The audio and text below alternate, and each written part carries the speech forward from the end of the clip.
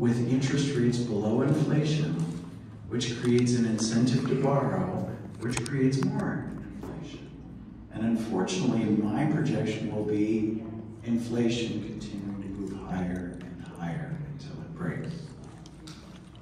So let's look at the US dollar, because it's part of this whole thing. And I know it seems like I'm skipping around a little bit, but they kind of come together at the end. So the US dollar, if we go all the way back to World War II, prior to World War II, the US dollar, from its formation, was gold-backed. So I had a dollar which said on the face of it, redeemable in gold. Okay, it's kind of like having gold in the desk drawer, except I don't have to, lug it around. It's heavy.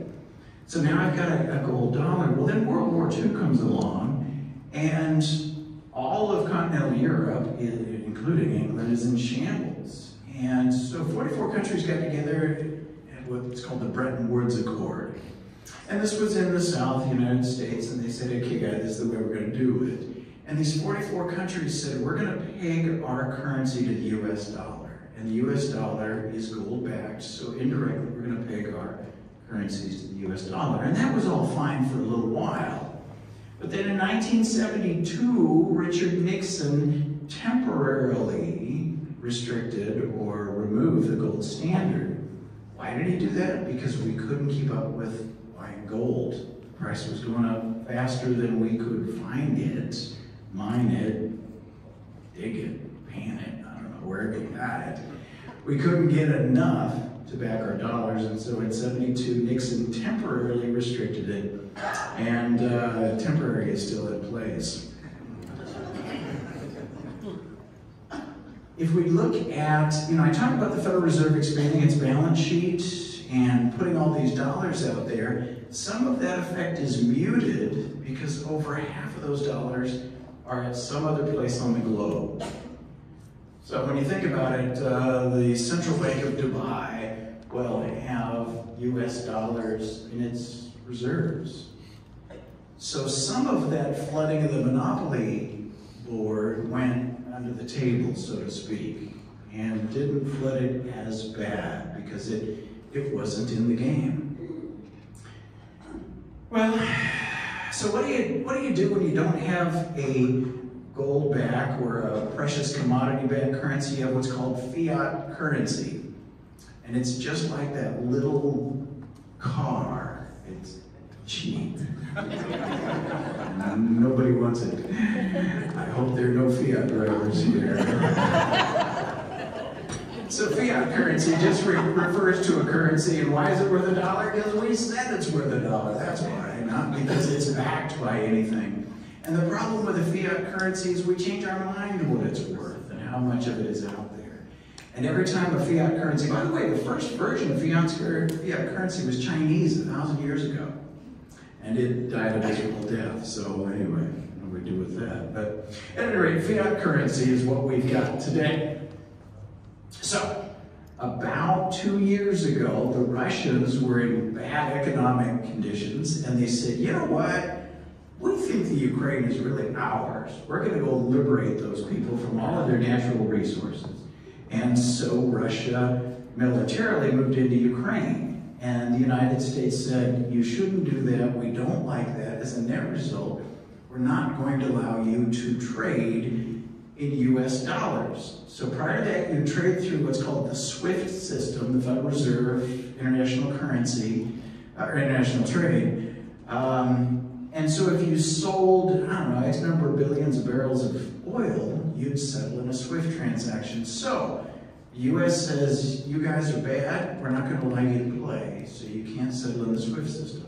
Well, the whole world wants Russian oil. Heck, they'll trade sheep to get this stuff if they need to. And so they do. They start trading, I don't know they traded sheep, but they traded everything else. And India started getting creative on things, and a lot of countries, China most especially, got very creative in how to settle these things using something other than US dollars. Now back in 2000, when we were first starting our bank, there was created a thing called the BRICS. Anybody familiar with BRICS? They're not the things you build buildings with. BRICS in this case stands for Brazil, Russia, India, China, and South Africa.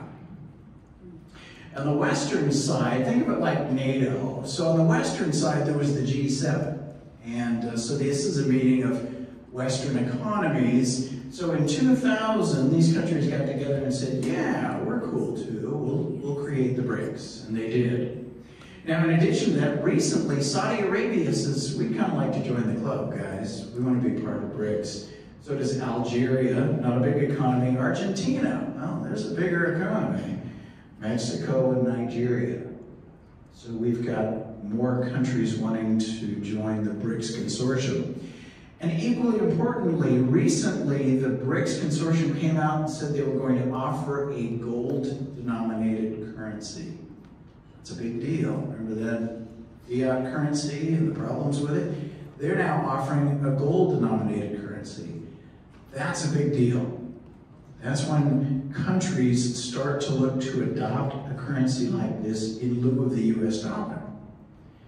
So what's the relevance of that? Well, the relevance is that if I were a foreign country and I had US dollar reserves, and I decide I want to go with, let's say, BRICS reserves, it means those dollars I had are going to start flowing back into the domestic US economy. So remember my example of the money thrown on the Monopoly table, but some of it went underneath the table? That's the equivalent of cleaning it under the table and putting it back into the game. More currency coming back. And with more than half being international, the volume that could come back is significant. So, if we don't increase interest rates, if we have a repatriation of US dollars, there's going to be more dollars in the mix. And my projection is the Fed will likely increase rates a little bit more, 1 or 2 moves of about 25 bips, and then it'll fail and will drop. So I would look for expansion of BRICS. That will be an issue. I would look for a headline that BRICS is issuing the gold-denominated currency and begun to conduct transactions for oil settlements in BRICS currency. The other thing is I'd look for an event. Theoretically, the Federal Reserve is not political, but the Federal Reserve is very political. When I joined the Fed board, they were real, you can't be involved in partisan politics. That's not good. You can't be a Republican involved in partisan politics. Thank you. It's true.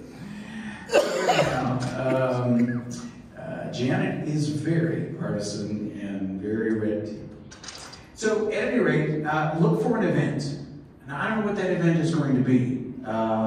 Final Russian takeover of Ukraine, maybe limited nuclear armament used in Ukraine, maybe China parks an aircraft carrier next to Taiwan, or the North Koreans launch something into the South China Sea.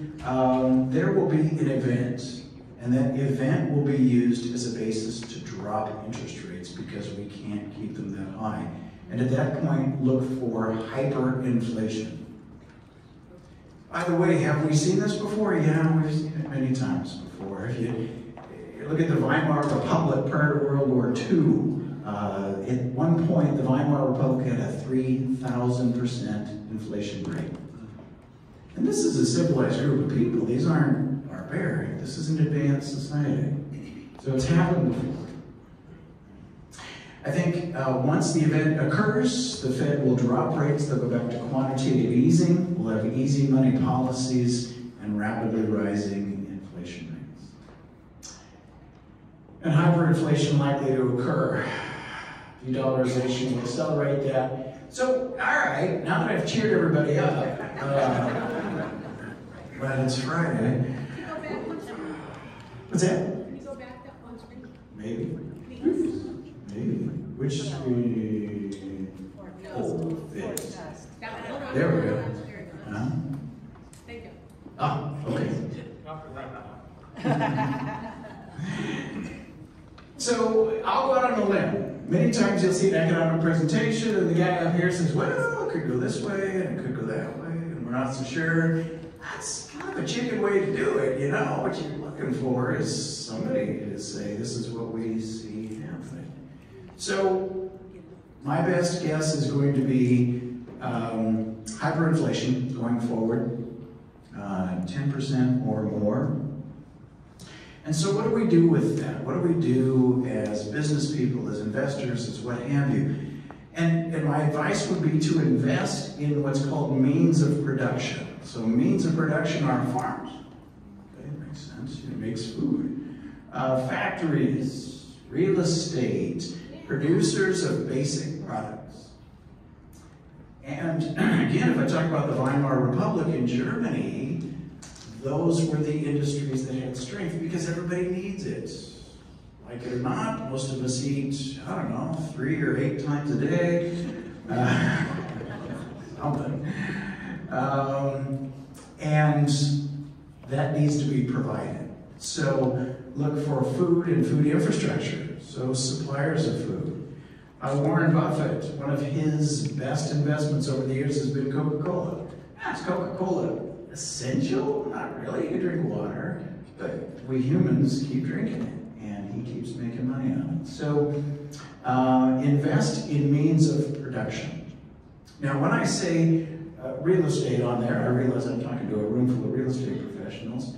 I don't mean go buy a house to live in. Again, if I can pick on Warren Buffett, here's a guy that he doesn't have a $100 million house. He could easily afford a $100 million house. He doesn't have a very small house because that's consumption.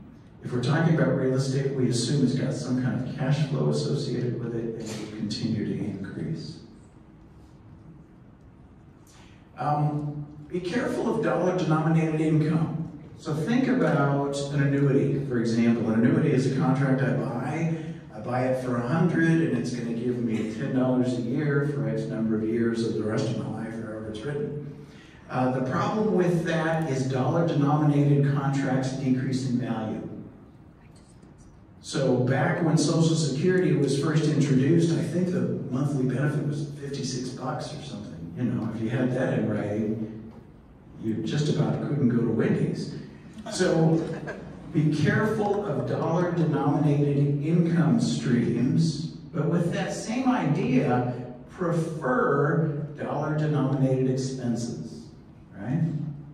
So I will buy your house for $5 million if you'll take $1 a month for the rest of my life. You know, sure, we can do that. The dollars are worth very much. And prefer assets over cash. Assets will be increasing, cash will be decreasing. Okay? So, you know, the idea is, and you know, my problem is I'm getting old. What does the end game look like? You know, I was thinking I'd get a whole pile of cash and go to the beach, but if I get a whole pile of cash, pretty soon I won't be able to buy an umbrella. So, prefer assets over cash. So with that, I'm not sure if I hit my 35-minute limit, but questions? Yes, sir. I was kind of following the SVB failure as well with you on the news, and it looks like you've dispelled the rumors that one of the networks, and I won't say the name, but it rhymes with Box, said that it was due to their wokeness and their views on LGBTQ things. So has that been their policies? Is that, it looked like you kind of brought up it was more their investments went bad. Absolutely. Their investments that they were betting on the interest rates to drop, and they didn't drop, and that was the reason why it went out, other than those other two things. That's exactly right. The FDIC did not raid Silicon Valley Bank because they supported liberal democratic causes. No, that wasn't it. Or that the president of Silicon Valley Bank sat on the governor's wife's nonprofit board. That wasn't the reason either. It annoyed a lot of people, and so they're quick to bring it up. But it had nothing to do with causes they supported or anything else. And I think it just annoys some folks, and so they want to throw it in there as that's the reason, because they got bad politics. No, that isn't the reason. It's because of bad math. Sir? What's your opinion on the push to eliminate cash as far as a currency in the United States? Okay. That's the question. You know, so the government hates cash because it's hard to track. You know, it slips around and I never know where it's going. I never know what you do with it or where you put it or anything else. And what I want is control. We were mentioning earlier, the Federal Reserve is pushing hard for what's called a CBDC, Central Bank Digital Currency. And a central bank digital currency is being advertised as being a replacement for Bitcoin. What it is the ultimate, we know what you're spending money on. So, the push to get rid of cash, that's fine, I don't care. I think cash will be around for a long time. My grandfather had Confederate currency. It's not even in existence anymore, but he hung on to it. So, my grandfather hung on to a lot of stuff.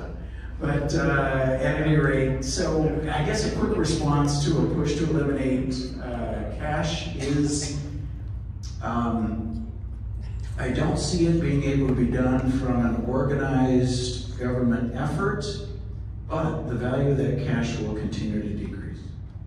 Thank you. Hey, Dan. Sir? You had mentioned that you're anticipating a couple more adjustments with the Feds, maybe like a couple more quarter percent adjustments upward, and then seeing that collapse and go back downward. When are you seeing that? What's your crystal ball say as far as time frame? Fourth quarter? What are you August 18th at 4 in the afternoon. So the question was, I suggested I'm estimating that the Federal Reserve will adjust twice, up 25 bips, and then we'll overstress the system and they'll drop and they'll go to quantitative easing. So what is that timeline? And by the way, I am always wrong on these things. I expect it's going to happen quicker than it does. And so, I was being facetious about August 14th, by the way. Yeah, I don't know. I could imagine August, I could imagine December, I could imagine 2024. I don't know. It has to do with a lot of other moving parts. It has to do with the Russians, it has to do with the Chinese, it has to do with the BRICS, it has to do with the election and which party's in favor. So there are a lot of moving parts. We can kind of see the trend that it's going, but as putting a pin on that, I can't. For your questions, because we don't have two mics, if you can just speak loud, that'd be great. Thank you. Good morning. So what I heard is, don't buy a house right now. Is that what you said? No. No, I'm kidding. But you touched briefly on an annuity. So you said annuity is not good, but so can you elaborate a little bit, if you can, on what it would be better than an annuity? So, on your point about it's now a good time to buy a house, as I understand it, now's a good time to list a house. There's not enough listings out there. So, and let me be clear. There's not a good time to buy real estate or a bad time to buy real estate because it's not all the same. It's not a fungible thing. It's not like buying milk, you know. They're unique, they're different. And I know I'm preaching to the choir here. I have seen in 2009, I watched an investor make more money than I could ever imagine. He bought 125 houses from Bank of America at an average of $60,000 each. They're worth more than that now. So, at any rate, I'm a big fan of real estate. My grandfather was a home builder, my grandmother was a broker, and so, you know, I like real estate, and I think it's always a good time for the right real estate. The annuity. The annuity question, yes, thank you. So, the whole point of annuity is be careful of fixed income at a dollar-denominated amount. So, for example, let's just say we have a house and we have a tenant, and the tenant agrees to pay $2,000 a month. Okay, cool, that's a good number, and it's going to be fixed at $2,000 a month for the next 30 years. You see in that example, 30 years from now, $2,000 a month will be dramatically under market, right? So be careful about income at a dollar amount which is fixed. When you can, now, on the other hand, if you could become the tenant at $2,000 a month fixed for the next 30 years, there's embedded value there. If we agree that inflation, in fact, is going to take place and the value of those dollars is going to decrease. Does that make sense? Right, thank you. Good. Yes, ma'am? This is kind of off the subject, but as a banker, I know you would. This is kind of off the subject, but as a banker, I know you have the answer for us. I'm finding more and more businesses, I'm dealing with that today, that want you to send them money by Zelle. Do you recommend that practice?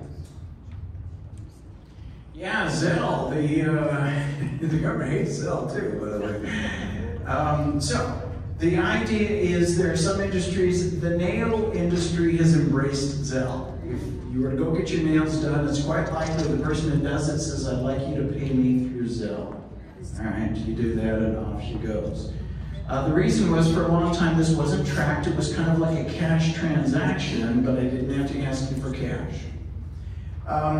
The issue with Zelle, and as we're starting to see more and more, it falls within what's called Reg E for disputes. And so the idea is, Zelle me the money and I'll mail you the product, or I'll send you the product. And then you get the product and it's not what you thought it was going to be, or it was late, or it was broken, or it was whatever else. Now, how do you dispute that? What is the means of dispute? You can't really call your bank and say, "Hey, I want to reverse that Zelle transaction." It's not reversible. Ah, shoot. So now I've got to do a civil complaint, or how do I remedy the issue? Now then, if you're going to hand it to me, and maybe I get a chance to look at it, but with Zelle, many times it's provided later. And maybe you paid for the nail job, and then, I don't know, they fell off or something like that. You were unhappy for some reason. There's not a good way to dispute that. Now, credit card, debit card, on the other hand, those are pretty well-worn dispute channels. So if there's ever a question, if somebody's gonna pay me today and then I'll send it later, I would do it via credit card because I've got good dispute resolution channels there. We take one more question. All right. Yes, ma'am. India's already doing the digital currency. So with that, how soon do you think the U.S. would go into digital currency? Yeah. So central bank digital currency, CBDC, you'll hear that. It sounds kind of like the marijuana stuff, but so central bank digital currency. I hate that idea. You know the reason I hate that idea? It goes completely around the banking system. So by buying a central bank digital currency, your deposit goes to the Federal Reserve. It doesn't go to your bank. Well, that's a bad idea. So you take it to its logical conclusion, if in fact everything reverted to central bank digital currency as a bank, now I've got to borrow from the Federal Reserve. You're no longer my customer. The Federal Reserve is my customer. You're just a borrower. I don't have to be nice to you. It starts to fall apart. I don't care for it. Now there's been limited exposure to this over the years, such as treasuries. So you could, in the past, go buy a treasury note from your bank. And that was a deposit that went around the bank to the treasury, the same thing. But it was fairly limited in scope. It was dollar interest bearing, it was fixed, it was all those things. And it didn't represent a whole lot of money. CBDC, on the other hand, promises to be a big deal. And I'm not crazy about it. It is, it's being promoted as this is an alternative to Bitcoin. It is the opposite of Bitcoin. So the government hates Bitcoin because my transactions are anonymous. My identity is anonymous. My ownership is anonymous. All of those things are why the government doesn't like Bitcoin. A central bank digital currency is just the opposite. I'm not anonymous. I'm registered. You can see how much I spent at Wendy's and when I did it. And that's the opposite of the motivation of somebody doing a digital currency. You didn't answer. Do you think it will come into effect in what time, a year or two? CBDC? You know, I hope we push back completely on that. The Chinese have got a central bank digital currency. You mentioned the Indians are working on that. Everybody's thinking about doing it. Every government is trying to figure out how do we control these people, you know? Doggone it, they keep doing independent stuff. And the United States is unique in that regard. In that we take that liberty thing, remember earlier, with justice and liberty, that's an important thing. And part of that is privacy and independence. And we embrace that. Not something every country does. Some countries are willing to surrender those liberties for the good of the overall group. I think we tend to be a little bit of a suspicious group. We're still not happy with those English people. So, anyway, long way around your answer. Okay, anything else? Yeah, a marvelous job. What do you guys think?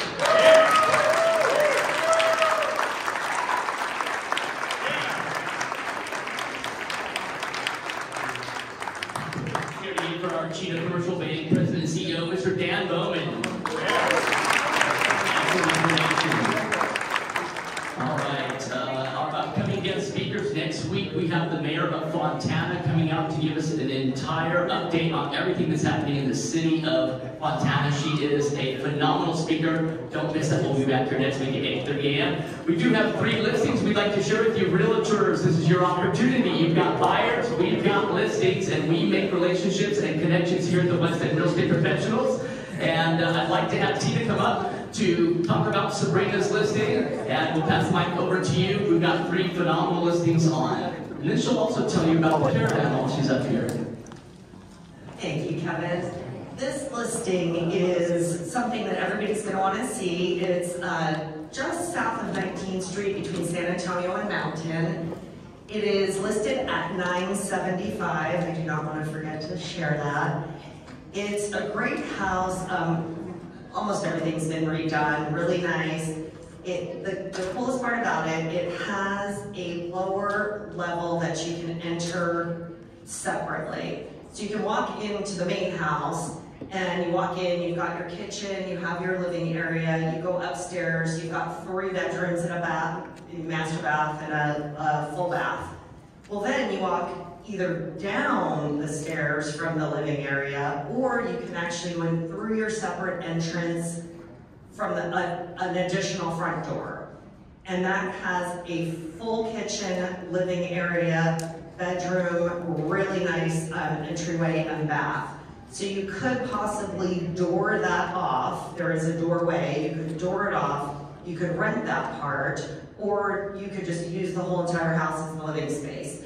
Lot size is over 10,000, and the house itself is at 2,854 square feet. Beautiful home. It is coming soon. We will not be showing or having open houses until next Saturday and Sunday. So if anybody's interested, please come, let me know.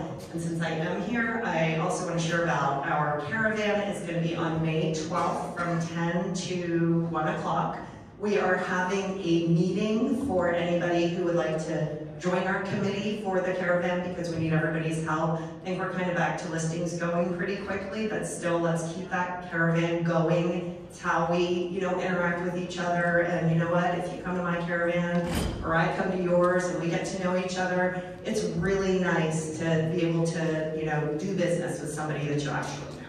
Absolutely. Thank you, Tina. Appreciate it. And yes, we will have credentials here at where listings and offers are accepted because of the relationships right here in the room by showcasing the listing here. Next up from Quality Homes Realty, I'd like to invite up Patricia Arias. Patricia, where you at? Hi, Patricia. How are you? There she is. Hi to that. Hi. Talk about your listing. Yeah, welcome. Hi, good morning. I want to invite you all to, I have a broker's open today at 11 a.m. This is in Venetia Hills, Pomona, and I kind of describe it as a luxurious tree house. If you can see, that's an aerial shot. It sits on over an acre lot. It's 2 lots being sold in the same price. So half of the lot is over 25,000 square feet, and the aerial shot shows how big that area is. The house is 3 bedrooms, 3 baths, Main floor has the main bedroom and another bedroom, so 2 baths. And downstairs is really nice because it's a bedroom, but it's fully equipped with a kitchenette and another little living space, which the current owners were already renting the bottom, and at times they moved down to the bottom and rented the whole house through Airbnb, or sometimes they would rent it to the Mount Sac cadets for the fire academy. So they just decided that they want to be closer to family, so they are going to move out of state. But the house is beautiful. The views are spectacular. I mean, it has a lot of windows. It's from, you know, floor to ceiling sliders and windows and everywhere you look. I mean, if you like nature, this is a place to be. It's very serene and tranquil, and it's just beautiful. When the sun sets, you can sit out in the balcony and just have a glass of wine or whatever you prefer, coffee, and enjoy. Those are the views from the front of the house. So if anybody's interested, I'm going to be there today for a broker's open from 11 to 1. I have flyers. And yeah, that is the asking price, $13,488, but it includes both lots. 2 separate APNs, but they are being sold concurrently together in one package.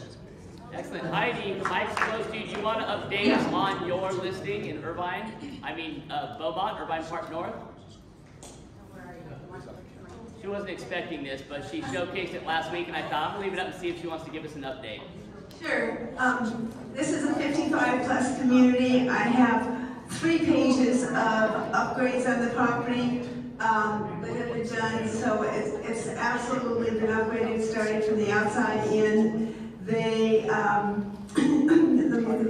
the upgrades are practical. Sometimes you see people who have upgraded and it's all cosmetic. This is not it. For instance, if you see the drawers down there, those are pots and pan drawers. You put the pots down below and then the pull-out shelf for your lids.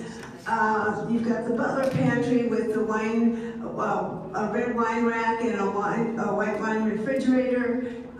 You've got built-in custom cabinets in the living room. If you have huge master suite, that is it. That is a closet up in the upper left. Those poles you see pull down racks, so you don't have to stand on the ladder, and you can use almost every inch of the closet for all your personal items. It has a special bathroom shower that's spot-free, so it's easy to clean. And then if you take a look at the bottom here, this is an oversized patio, and it has those things that look like halfway down. Those are electric shades that come down, or screens. And so in the winter, they had a fire table, and that would heat that up as a second room, and they'd have a lot of nice dinners out there. It's all custom landscaped. It is in 4-season. The amenities there are amazing. They've got 3 clubhouses. They've got an inside pool. They've got an outside pool. They've got bocce ball. They've got tennis. They have a salon in one of the clubhouses. I could go on and on and on. We lowered the price to $599, $888. It's 2,318 square feet. I know a lot of the neighbors there. They're really nice and they're really fun. It's vacant, so just let me know when you want to go see it. And all you have to do is show your card at the gate. This is a gated community. Oh, HOA is about $260. Thank you. All right, ladies and gentlemen, I think we're going to skip the industry-related announcements because we're a little bit late on getting out today. We had great content, but Jose, I want to give you an opportunity to tell us about our next breakfast opportunity. All right, guys, breakfast sponsors. We need breakfast sponsors from the beginning of June. May is good, but if you guys can talk to me after the meeting, greatly appreciate it. I think I got like 2 spots open, so I can give you guys an update as far as who the speaker is going to be. And yeah, just give me your card after the meeting, and I'll explain to you what you can, becoming a breakfast sponsor and how it benefits you. Thank you, guys. Thank you, Jose. Don't forget to see George about the name for the event. You can find out and purchase your tickets and sponsorships right on our website, werep.org. Thank you again to our breakfast sponsor, Lucia Robles of Clear Singing. It's time to give away some cash. So ladies and gentlemen, get out those red tickets. Lucia, our breakfast sponsor, we'd like to have you come out. Also, if you have a raffle prize, we're going to do that while Lucia is approaching our deck of cards over here. And I think Scott's hovering around there somewhere, and we'll do a raffle prize. I'm going to go right to the top this time. I always dig around. But today's winner is Carlos Bowman of One West Realty. And tell us your name, company, what you brought. Good morning, everyone. My name is Alicia with Turning Renovations, where we fix it before you list it. And this is a plant that needs some TLC. All right, awesome. Carlos? Did you lead? Snooze, lose? All right, here we go. Who's up next? All right, Ameritrust. Mindy, are you here? Mindy, Tran? All right, Mindy's our winner. And thank you for bringing the raffle prize. All right, ladies and gentlemen, thank you again, Lucia of Clear Sinking Staging for being our breakfast sponsor. Who's got red raffle tickets? Let me see those tickets. Find some luck into those because this is for $625 or less. The way the game works, if you're new here, it's a progressive pot. Each week this deck gets smaller every time a card is pulled. It pays by the denomination of the card. If you pull a 2, you get $2. Pull a face card, you get $10. You pull the Joker, you're taking home $625 today. All right, here we go. Thank you, Lucia. The numbers are 6, 5, 1, 3, 2, 3. Last 3 numbers, 3, 2, 3. All right, come on down. We'll have Scott double check that.